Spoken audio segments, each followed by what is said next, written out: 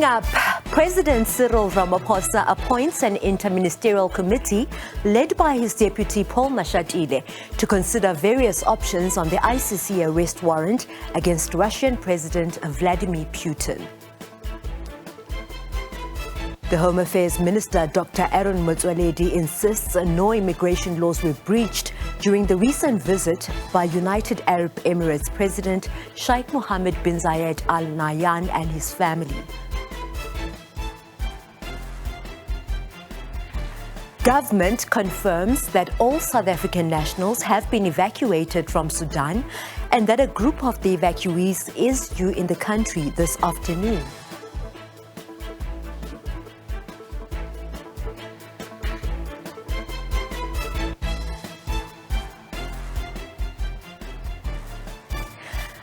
A very good afternoon if you've just joined us.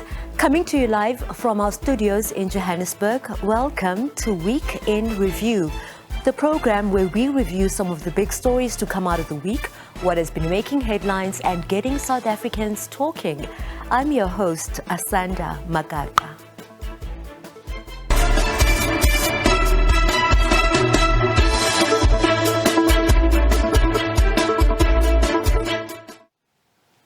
The Home Affairs Minister, Dr. Aaron Motsoaledi, has insisted no immigration laws were breached during the recent visit by United Arab Emirates President Sheikh Mohammed bin Zayed Al Nahyan and his family. The visit sparked a furore after he landed at the Bulembu Airport in the Eastern Cape, along with an entourage that included guests from 32 countries. Dr. Motsoaledi spoke to SABC News editor Sophie Mukwena. To try and compare this with the Guptas is being very wild, because the Guptas came here illegally as such. Because I was not in Home Affairs, but I tried to check the records. Home Affairs was not even there, which means there was no immigration services. Remember, Sophie, in every port of entry, there must be immigration services. There must be customs. That's SARS, if they are goods. And if they are not there, then you are sort of entering the country illegally. And that's exactly what happened with the Guptas. Remember that we don't have a permanent immigration services at Waterkloof Air Base. But if a head of state is coming there, we are informed through diplomatic channels, like in this case, so that we send immigration services there, because they are very important. You can't, once you enter a country without immigration services, that becomes illegal. And that's what could have happened with the Guptas. But with this trip, there was a communication, diplomatic communication, through DERCO right from the beginning, and each minister knew what they were supposed to do. Minister, you spoke about some having visas because there's a requirement for those particular countries, and others not having visas because of the latest announcement in terms of visa waiver to certain countries. Can you take us through countries, even if you don't mention names, in terms of numbers, how many countries were compelled to have visas, those people coming from those countries, and the others who didn't have to present visas? Let me put it this way for people to understand. The whole of Europe don't need visas when they come to South Africa. And if I'm not mistaken, there will be about 44 countries.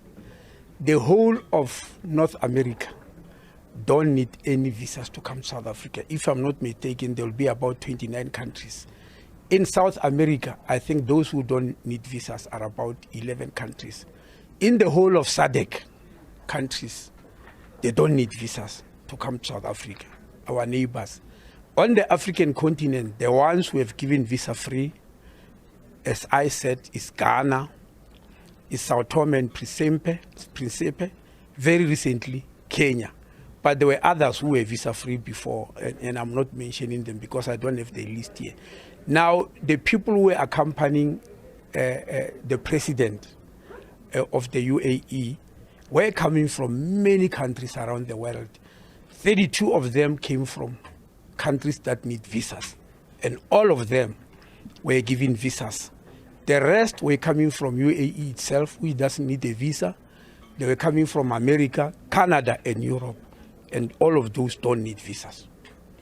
Minister, the issue of port of entry, it was a flight from UAE straight to the Eastern Cape. That's what we know, because remember, that flight, because of its size, could easily land at OR Tambo. It could easily land at Cape Town International Airport. It could also land in Kinshasa. But in the Eastern Cape, there was no airport, ready-made airport where they could land. But they didn't want to land in all those international airports I've mentioned in other provinces because of the sheer logistics of what was going to happen if they landed there. The road logistics, it was going to be extremely difficult, if not impossible. So they wanted to land directly in the Eastern Cape, and we believe that's what they've done. If they went via any other airport outside South Africa, that I wouldn't really know. The other thorny issue is declaring the goods, and if they did have foreign currency, what measures were taken to ensure that whatever they were bringing in the country, these are goods that are allowed in the country, but also they are declared, because based on the information, clearly it was a big plane, almost like your cargo plane. It wasn't one plane, if I'm not mistaken. It was many planes, many big planes. But remember that Home Affairs deals with human beings. And I can stand here in front of the country and inform that each and every human being in that plane, we can actually account for. Maybe let me take this opportunity, because I also had wild allegations that people landed here, we didn't know, etc. Maybe just to inform the country. Sophie, nobody flies into South Africa officially in a commercial aircraft or even in a private one without knowing who they are. And I want to inform the country, this was not always the case. It's a legacy of the World Cup that was here. You remember the whole world was coming here, and we were very scared what will happen. And remember, there was skepticism whether an African country can actually successfully hold the World Cup. Any small commotion or a thug coming in by mistake, our reputation was going to be in tatters. So Home Affairs established a system called APP, Advanced Passenger Processing System. When a plane is in London and they want to come here, while it's on the tarmac, they send us what they call a passenger manifest. That is a list of all the passengers who are in that plane. And we check them against our movement control system and other databases to see if there's no one flagged by Interpol or flagged by our own system. And if there is, we tell that aircraft not to come with that person. And they have to take them out. If they insist, when they arrive here, we charge them 25,000 rand per passenger. I'm not sure whether it's 25 or 15, one of the two, let me not lie. But we do charge them a lot of money per passenger who is coming here without our knowledge. Now, that airport did not have facilities for advanced passenger processing. But we asked them before they left to send us manually the list of all the passengers. And we knew them because we have given them visas or visa-free. And with that list, we checked against our systems, just like we do in the advanced passenger manifest system, processing system. We check them and realize that there's none we have got any problem with whatsoever. Now, coming to the issue of goods and cargoes, you are aware that that is the area of SARS. And there was a SARS official here who told you they were there. They were there. They were definitely called. And he said they checked everything, and he said there was no currency. I can't answer for them. I'm answering from what I heard them saying. President Cyril Ramaphosa has appointed an interministerial committee led by his deputy Paul Mashatile to consider various options on the ICC arrest warrant against Russian President Vladimir Putin. Putin is expected to attend the BRICS summit in South Africa later this year. However, Cabinet disputes the interpretation that, according to ICC laws, it has no options. The International Criminal Court's arrest warrant against Russian President Vladimir Putin remains a headache for Pretoria just months before he arrives in the country for the BRICS summit. President Cyril Ramaphosa has appointed an interministerial committee that is chaired by Deputy President Paul Mashatile to consider the various options. The Federation of the Russian Republic is not a signatory to the ICC, and there are rules that the ICC must then comply to when the issue warrants it relates to people who are not signatories of that. And so when you're saying there are no options, it's not accurate. Why the IMC is in place, the IMC is in place to consider the options that are in place, including the legal opinions that we have heard and the route. And the IMC will go to cabinet and make recommendations. Cabinet will take the decisions and will announce and communicate the decisions of cabinet, so that we are clear on that one. The government has made it clear that while it remains a signatory of the Rome Statute, it wants to avoid a repeat of the 2015 Omar al-Bashir incident, which saw the ICC making a finding that South Africa had failed in its duty to arrest the former Sudanese president when he was in the country. Of course, that incident was embarrassing to the country, and when you have a guest, you don't want to be running around courts and doing all other things. So we will not have a repeat of that incident, and that's why the IMC is considering the options, so that we maintain the dignity of our guests. If President Putin comes to South Africa, he will be coming at the invitation of President Ramaphosa, and we have a responsibility to make sure the guests are treated properly, and we will not want, I think that incident provided lessons for the country, and we must make sure that we avoid a repeat of such an embarrassment. In a briefing on the cabinet outcomes, Minister Nchaveni disputed assertions that the country has met a dead end in its options related to Putin's arrest. She says Russia is not a signatory of the Rome Statute. The country reportedly never ratified the agreement to become a member. Meanwhile, an envoy has been sent to the US for talks with the Biden administration around South Africa and its stance on diplomatic issues and the war in Ukraine. The South African government says that its non-aligned stance forms the foundation of its position of resolving conflicts or differences across the globe peacefully. We can't nudge Russia alone. We must also nudge the other protagonists in the conflict, who the US as the leader of NATO are the major protagonists on that part. So we have sent an envoy to engage on how do we find a peaceful resolution to the conflict. And it's not because we're afraid of being removed from AGOA. It's because we have a responsibility to ensure that there is peaceful resolutions of conflict. The minister and the presidency has also dismissed a statement by the Western Cape government that says if Putin sets foot in the province, they will arrest him. Nchaveni says the Western Cape is not a federal government. Kani Mapanga, SABC News, Pretoria.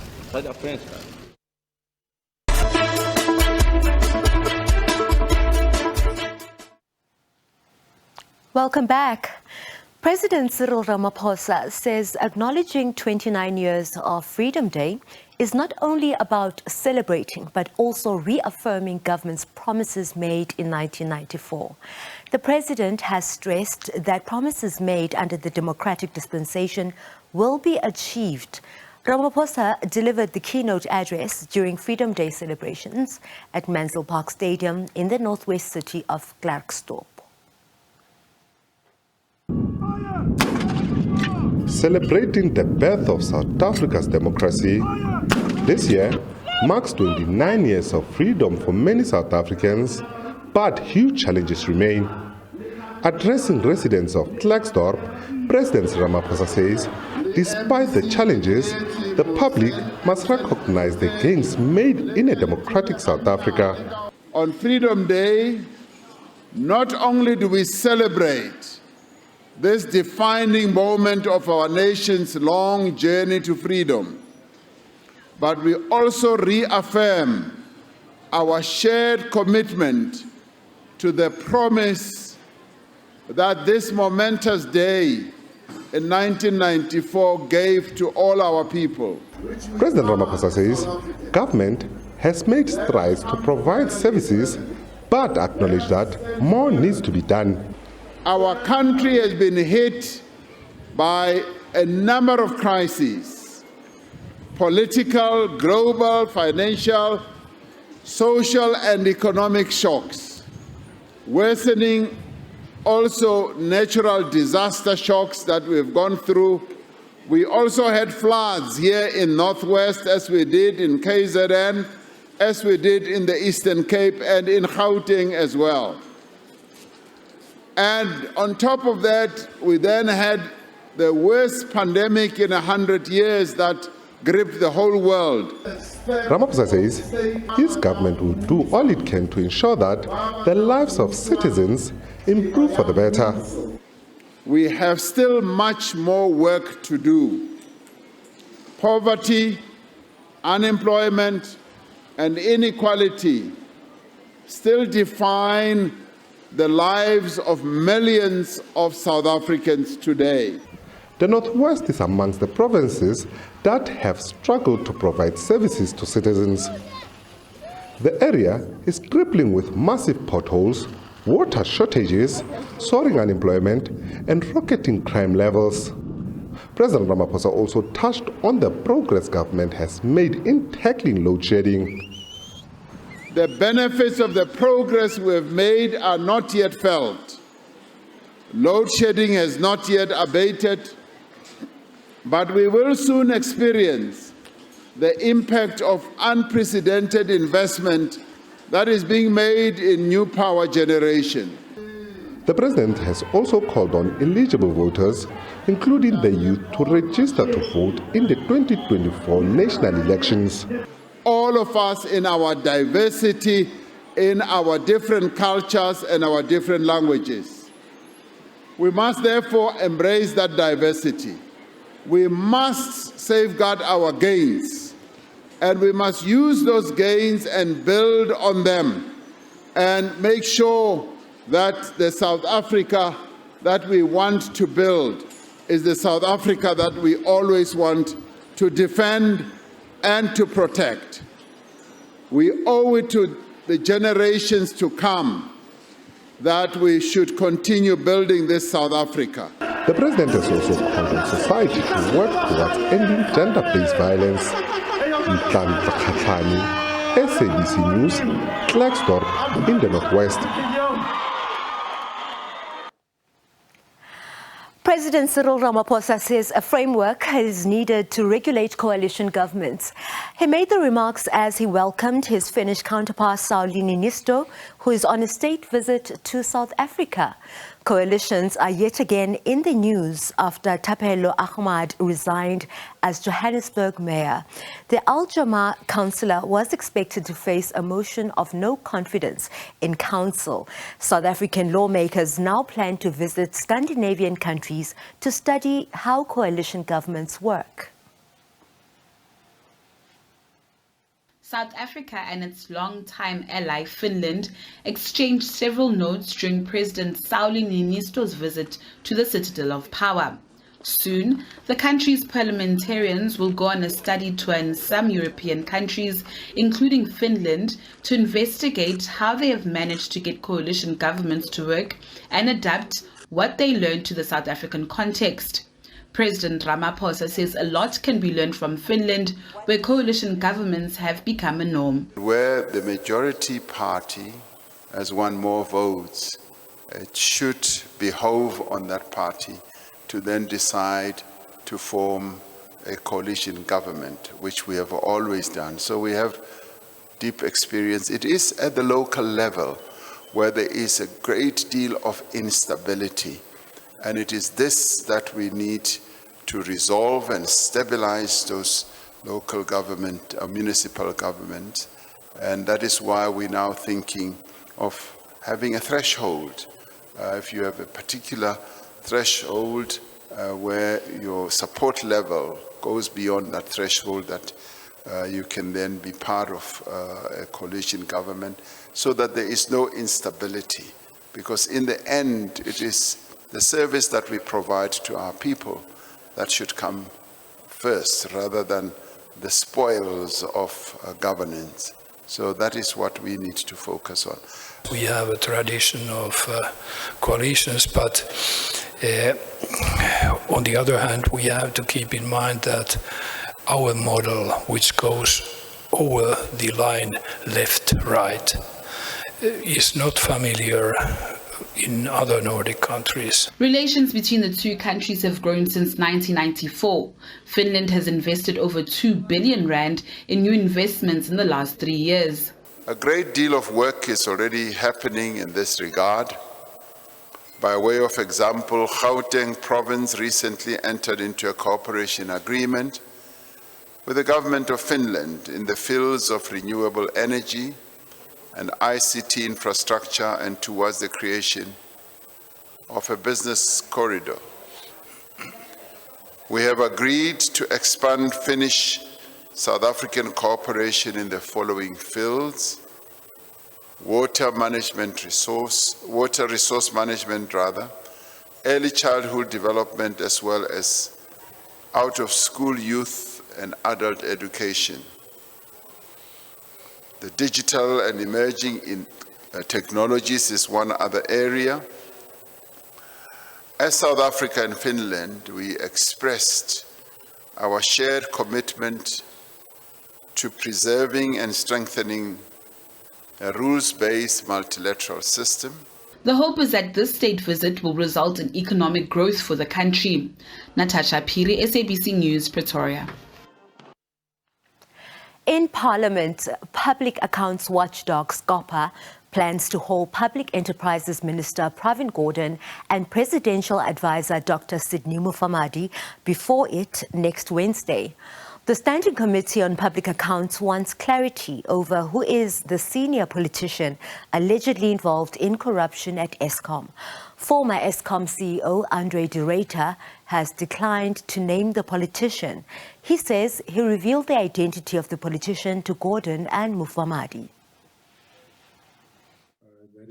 De Ruyter appeared before SCOPA on his allegations of a senior politician's involvement in corruption at Eskom. His legal team advised that he does not disclose the identities of individuals. He says this may impede ongoing investigations and be seen to be defeating the ends of justice.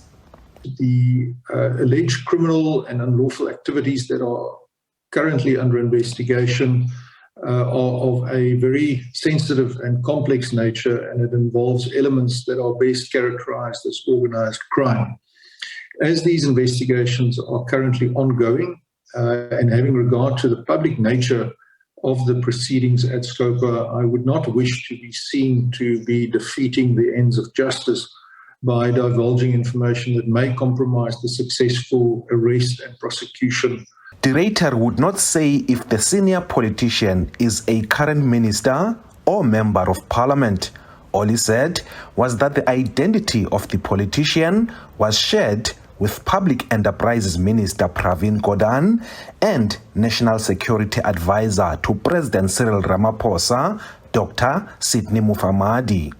When you said there was one high-level politician involved in this allegation, who is that minister?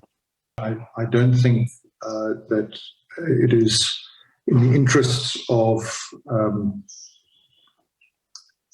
the oversight role of SCOPA and the nature of the engagement that I disclose this today. I don't think it is a critical element that is important. But he was pressed further. I also reported this to my shareholder representative, as I said, Minister Gordhan. He was accompanied by the National Security Advisor to the President, and the main findings were again shared with these two officials. However, De Ruyter did contextualize his allegation that Eskom was a feeding trough of politicians. This was in response to a concern that I expressed to the minister and also to other individuals about the governance of the $8.5 billion US funding that South Africa obtained and at COP26, and that would in very large part be applied to the benefit Eskom. Next week is the board and the Minister of Public Enterprises on issues from today. So I think maybe if we can proceed with that and see if we can get the President's advisor to come and just on these issues clarified. So that would be Wednesday. Scopa is also considering establishing a fully fledged inquiry into corruption at Eskom, where the director will be summoned and legally forced to give answers. Ulelani Philip, SABC News, Parliament. NPOs in Tshwane are in trouble after Gauteng Premier Banyazili Sufi decided to reprioritize over 400 million rand from the budget meant for them. The Provincial Social Development Department has informed some of the organizations that they're not a priority for the department. Service providers have urged authorities to reconsider the decision. It's not business as usual at NPOs catering for the elderly in Tshwane. This after the Gauteng provincial government decided to slash their budget by over 400 million rand as they fall outside of the Social Development Department's priority areas. Managers at centers catering for the elderly have urged the department to consider this. If I smoke or I want to go to rehab is a choice. But I mean for those programs like HIV and orphans and vulnerable children to cut that budget, it's an offense to us, really. Before you do something else, or maybe you terminate whatever you want to do with the people, give them a time so that they can see exactly how can they search somewhere else where they can really find something else that will help the elderly people in this country. Korwe Multipurpose Center in Garankuwa caters for over 120 elderly people at the daycare center and another 24 with home-based care. The elders say it would be the death of them if the budget were scrapped. Will be really affected a lot because we have a gym centers whereby we can gym and exercise to improve our health. So to come here in a center, it saves our life and it saves everything for us, because if I'm alone at home, criminals can come and break the door, kill me, rape me, or do anything that they want. The Social Development Department in the province has allayed fears, saying the 2.3 billion meant for NPOs in the province is still intact, and that essential services meeting the key priority areas of the department would be funded. Offenses Timo, SABC News, Pretoria.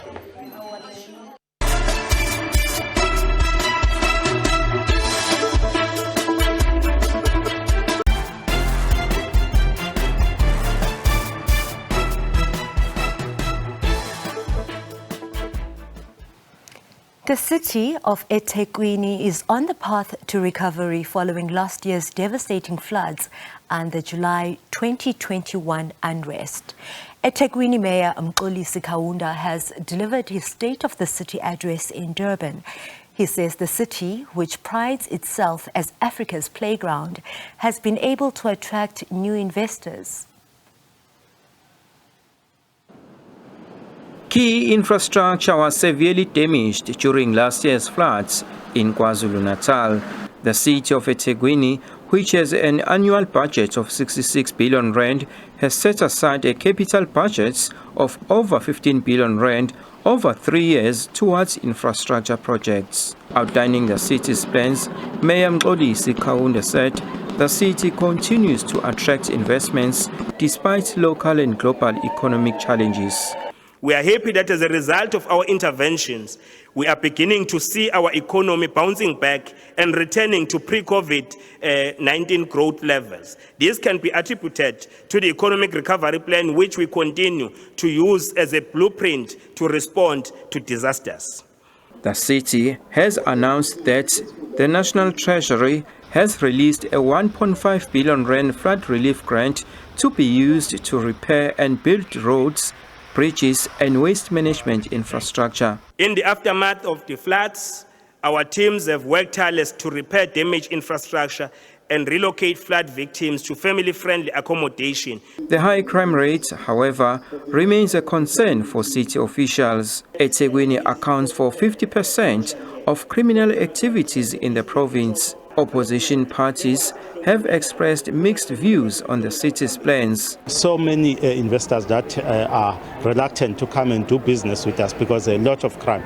So we're not expecting the mayor to come here with a basket of promises. We're expecting the mayor to tell the public where we are in terms of our financial management, where we are in terms of our service delivery, which is something that we know that has completely come to a halt in Ethekwini. So we're extremely disappointed. But the mayor failed to talk about issues around business forum. It's disrupting construction in Ethekwini. So you can allocate more money for constructions, but you can't ignore the fact there's a challenge around Amatela Okubona. The city says the construction of new houses for 8,000 people displaced by the floods will begin in November. Vusi Kumalo, SABC News, Durban. Let's now take a look at some of this week's top political stories with political analyst Dr. Levi Ndo. A very good afternoon to you, Dr. Ndo. Thank you very much for joining us on the Weekend Review. Former CEO Andre de Ruyter appeared before SCOPA and refused to name the high-level politicians who he says knew about the corruption going on at Eskom. The ANC has gone ahead to sue de Ruyter. How do you see this one playing out? Good afternoon to you. Good afternoon to the viewers at home. Well, I think this was quite expected that in one of the good days, the Ruyter will have to appear and provide more on the allegations that he actually made about corruption at Eskom. Everybody has been anxiously waiting to hear the Ruyter naming those people that are directly implicated in corrupt activities. The unfortunate part is that what most people expected from him to say did not happen. He might have got some advice not to mention such people because of some implications that might be involved. And he rightly says that he feels that it might hamper the investigations because the matter is in the hands of the investigators. The unfortunate part, I think, in the mind of most people is that they would have loved to hear de Ruyter doing what all of us expected, to come up with the name of those individuals that are actually implicated. Unfortunately, that was not the case. But the fortunate part is that we do know that there are certain ministers or a minister that is directly involved in wrongdoing. And I think what we're actually waiting for in the very shortest space of time is to have that person exposed or named so that we should know exactly who that minister is. Since this sitting is in the interest of the tax-paying public of this country, did South Africans get from it what they were expecting? It might not be what they expected, but the fortunate part is that the process has actually started. It might be moving very slowly, which of course is frustrating to those who want it to move faster, but we have hope now that de Ruyter has appeared in Parliament and is also indicating that this matter is in the hands of the law enforcement agencies, one would expect that he might have mentioned such with the law enforcement agencies, and sooner than later, we might be getting the name of this minister. It might take time, but very soon, that person would be known. And de Ruyter says the constant interference by Public Enterprises Minister Pravin Gordhan and the board played a role in his decision to resign. Your take? There is a lot, in my view, of work that has to be done that talks to the separation of responsibilities, especially when it comes to ministers and the boards and management. It is not only at Eskom where you'd hear people complaining about the board making an attempt to take over the responsibilities of management. there are many people that are serving in boards who would think or assume that boards have to run these entities on a daily basis, and not understanding that they actually have to do or play an oversight role and get the information coming from management. And in most instances, there are ministers who would intervene or interfere with the runnings of departments or entities on a regular basis, to an extent that they would even know the details, legal details that are taking place in the departments. And that is one area, in my view, that we need to learn and try to do things the right way. It is always frustrating for management to get interference from the boards and ministers, because that render their responsibilities fruitless, and constant interference has a negative impact on the running of entities. Let's come back to the turbulent governance in the city of Johannesburg. The resignation of Mayor Thapelo Ahmad from Al Jamaa. What does his resignation say about the coalitions in the city? It says a lot about coalitions, not only in the city of Johannesburg, but in other areas where there are coalitions. One aspect that we need to look at, and which is always being emphasized by political parties, is that those that are in coalitions are actually equal, or they should be treated equally. Now, in the case of Thapelo Ahmed, you have a person who is appointed mayor who does not have the majority in the council. It means this person has to report to the coalition partners. This person has to report to his political party. This person must satisfy the citizens of the city. And at the same time, this person must perform his or responsibilities to the satisfaction of the entire population that he is actually serving. That becomes a very, very difficult exercise. What we are actually waiting to hear are the main reasons why Thapelo resigned as the mayor of the city of Johannesburg. In the press conference, when they announced his resignation, which came on the eve of him having a motion to be discussed, is quite suspicious. We need to actually know the main reasons why he has actually resigned. Remember, there is nothing wrong in resignation. There is nothing wrong in a motion of no confidence in leaders.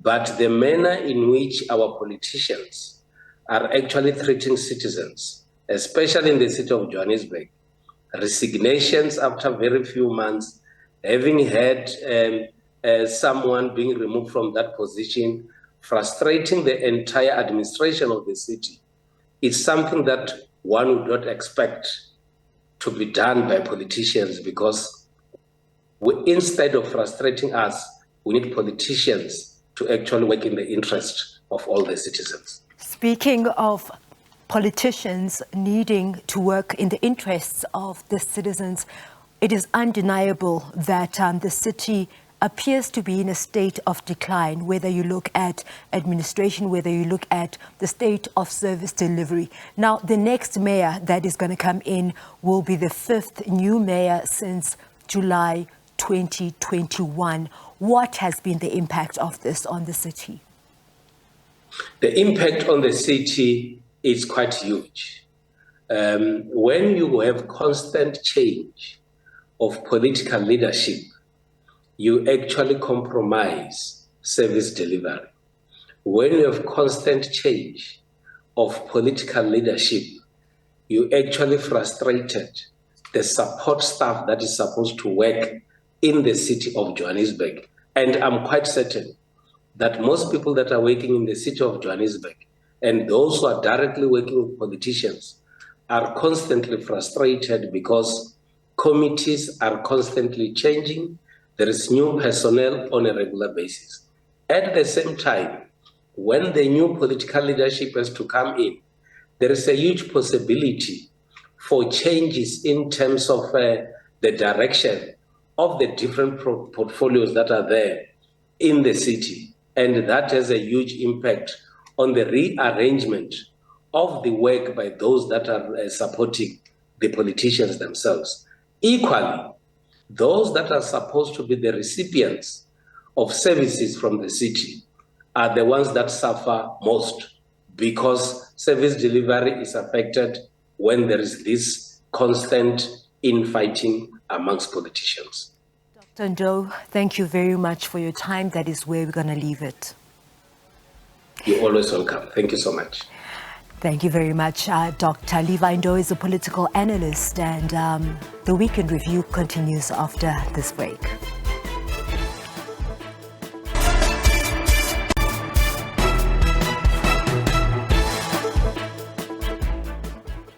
You are watching Weekend Review. Child rape kingpin Gerard Ackerman has been found guilty of 720 counts, including rape, child porn, and human trafficking. The South Gauteng High Court rejected all of Ackerman's evidence, calling him a pimp who sold young boys for rape. He was charged alongside senior advocate and judge Paul Kennedy. Kennedy committed suicide a few months after his arrest. While he straddled into the dock, still adamant that he has done nothing wrong. But the court was scathing, labeling Ackerman a liar who sold children to be raped. He had the temerity in this court to testify under oath that it was his golden rule that there would be no sex.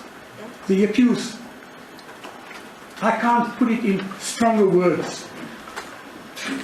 I have seen people lie, but the manner that he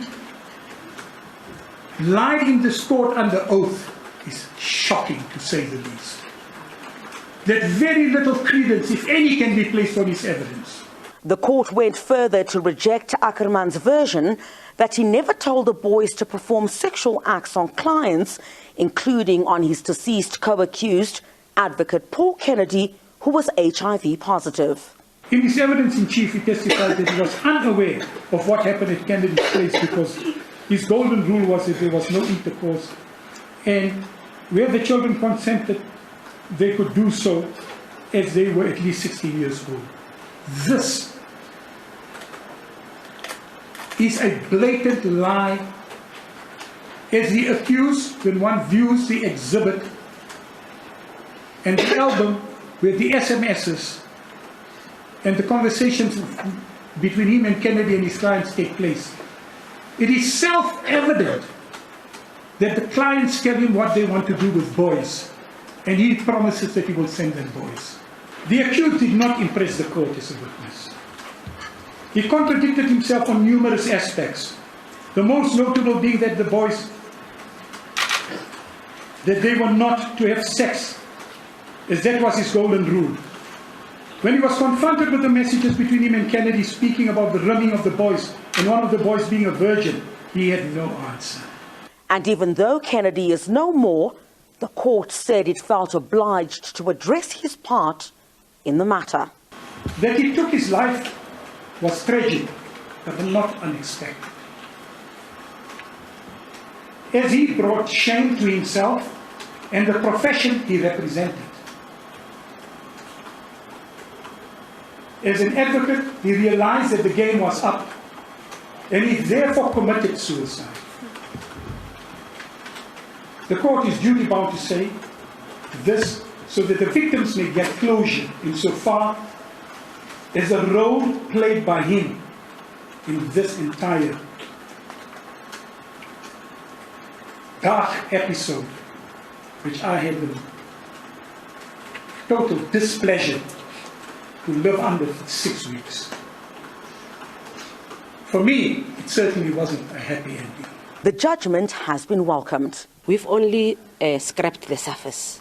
There's so many other complainants out there that went through the same dark cloud as these ones that decided to be brave. And really credit must go to them for being brave enough to say we want to see him face his day in court and pay for what he did to us. Everything said by the victims was believed, and that is such an important concept if we are going to meet that very important mandate in the President's 5-point GBV program, where we are going to put victims truly at the center of the criminal justice system. And I believe that the judge did that today, and I think also to say there is a limit to the rights of the accused. You will come back on the 18th, and if you don't have a report, we're proceeding. If you do have a report, we're proceeding. But this has to end. Sentencing procedures start on July the 18th. Crisalda Lewis, SABC News at the High Court in Johannesburg. Staying in the courts, the North Gauteng High Court has denied bail for Bongani Ntanzi, accused number 2 in the Senzo Meyiwa murder trial. Deputy President Obrile Dwaba found that Ntanzi, who applied in October last year, did not prove exceptional circumstances. Ntanzi and 4 others are on trial for the 2014 murder of the Bafana Bafana goalkeeper. So the court questioned why Ntanzi only made the bail application so many years later, despite being arrested in 2020. It said it was not satisfied with the addresses Ntanzi provided to prove he would not be a flight risk and that he did not have a place of residence in Gauteng. And despite Ntanzi arguing that he was at work on the day of the murder, his employer dismissed this. Now, in this case before me, having considered the evidence before me, I'm satisfied that the applicant has not discharged the honors to prove exceptional circumstances, that exceptional circumstances exist, and that it would be in the interest of justice to grant bail. The application for bail is dismissed. The National Prosecuting Authority has welcomed the decision. As you might be aware, that as the state, we opposed the application, the bail application of the accused. Therefore, we welcome the judgment. And as the judge said that the accused failed to convince the court that it was in the best interest of justice that he be released on bail. Meanwhile, there's been more controversy, this time involving the presiding judge in the trial, Chifiwa Maumela. The Judicial Service Commission has advised President Cyril Ramaphosa to place Maumela on suspension over alleged failure to deliver other numerous reserved judgments. Well, the trial is expected to get underway next week. There's a likelihood that accused number 3 and 4 will now have new lawyers placed on record, but it's unlikely to delay the trial. The prosecution wants a new witness to take the stand. Crisalda Lewis, SABC News in Pretoria. Government has confirmed that all South African nationals have been evacuated from Sudan and that a group of the evacuees is due in the country this afternoon. The conflict between Sudan's army and a paramilitary group called the Rapid Support Forces has triggered a rush among countries to evacuate their diplomats and citizens. There are reports of fighting in Khartoum, this despite the two sides agreeing to extend the ceasefire by 72 hours. Spokesperson for the International Relations Department, Clayson Monyela, spoke to SABC News earlier on. We can confirm that there's a group that is arriving this afternoon, just after 4 o'clock. And this is the group of South African nationals who managed to cross into Jeddah, Saudi Arabia, via Port Sudan. They were received in Jeddah by our Consul General and his team and received on-ground support. Their employer paid for flight tickets, so they will be arriving this afternoon at OR Tambo International Airport. The group that we evacuated from Sudan by road, South African government paid for buses. The group, Gift of the Givers actually paid for an additional bus. That group has also been facilitated to cross into Egypt. The South African government has paid for them to be booked into hotels as we speak, and we are also going to be paying for their flight tickets to come back to South Africa. We will communicate the exact times of arrivals to the public. What pleases us is that as we speak, all South Africans that we know of are safely out of Sudan. And this was the key objective and goal of government, to get all South African nationals out of harm's way. This was not an easy operation, as you can imagine. The Sudan, Khartoum in particular, the airport is damaged and closed, so you couldn't fly in to evacuate your nationals. So we had to do it by road. So we're grateful that we've been able to get the support of countries like Sudan itself, Egypt, Saudi Arabia, to be able to get our nationals to safety. So as you can imagine, with a project like this, there will be issues that were not necessarily anticipated. So some of the nationals that we evacuated from Sudan left their travel documents in Sudan because they left in a hurry. So we had to then work on a process with Home Affairs, speaking to the Foreign Ministry in Egypt, for example, to get emergency travel documents for them. And as you know, if you're booking via commercial flights, there are certain travel documents that you must have, and we cannot leave anyone behind. So we have to make sure that by the time the group gets to the airport, everyone has all the necessary documents for them to travel back to South Africa. The team of South African diplomats that were also stranded with our national in Sudan is with all these nationals in hotels right now. They haven't left them. So we're coordinating this so that by the time everybody travels, no one is left behind. And as I said, we'll confirm the new arrival times to the public. But what we can confirm now is that everyone is safe, everyone is out of danger, and everyone is either in Egypt or on their way back to South Africa, especially the group that was in Jeddah. And that is where we leave it for today. Thank you so much for tuning in. Have a fantastic afternoon further.